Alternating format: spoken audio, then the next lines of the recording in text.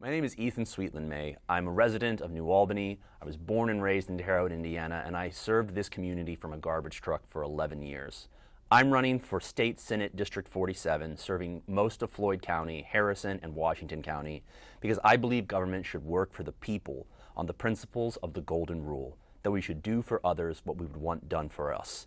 And for too long, our system has primarily served the powerful and well-connected instead of everyday Hoosiers. That's why my campaign is focused on four big things. First, restoring and protecting public education. Public schools are the backbone of our communities. They educate the vast majority of Hoosier children and prepare the next generation. But decades of bad policy have steadily undermined the ability of our schools to offer the services we all want. Voucher programs are redirecting public dollars away from neighborhood schools into private ventures with almost no oversight. We need to restore that funding to make sure every school has the resources they need for the best possible outcomes for every student, and support our teachers with the pay and respect that they deserve so that they're not leaving our state for other states in the Midwest that offer more. And we need to make sure our classrooms use proven, research-based curriculum that prepares students for the real world. The second thing we need to focus on is lowering the cost of living for working families. Across Indiana, families are feeling squeezed by the rising costs of childcare, utilities, and housing. As your state senator, I will fight to tackle all three, starting with what we're calling the Hoosier Families First Act, which will require 8 weeks of guaranteed paid parental leave so families don't have to choose between caring for a newborn or paying the bills. 13 other states have already passed similar laws, and I want Indiana to be next. We also need to restore funding for programs like Child Care Development Fund so parents can afford child care when they start back at work again.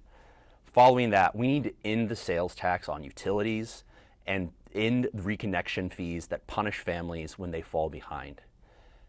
Finally, housing has to be part of this conversation too. We need to have smart, transparent laws around property taxes, and we need to create an implied warranty of habitability, which is a law that will make it so that if someone pays rent, they have the right to a home that is safe and livable and legal access to make sure it is.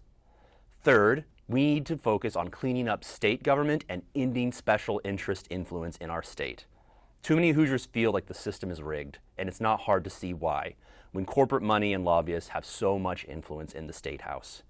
We need stronger transparency in campaign finance, real limits on the revolving door between lawmakers and lobbying, and ironclad laws that ban no-bid contracting for public projects, such as we've seen in recent years from the Indiana Economic Development Corporation, which gave away $80 million in no-bid contracts to insiders. Fourth, we need to protect healthcare access and strengthen Medicaid. Healthcare costs are one of the biggest financial pressures that Hoosier families face, and too many people are one illness away from serious financial trouble. We need to restore and protect Medicaid support so working families, seniors, and people with disabilities can get the care they need without punishing red tape that targets them instead of the real fraudsters. At the same time, we have to bring down healthcare costs and make sure hospitals, especially our rural hospitals, have the support that they need to serve their communities. Because when we lose a rural hospital, it doesn't just affect healthcare, it affects the entire local economy.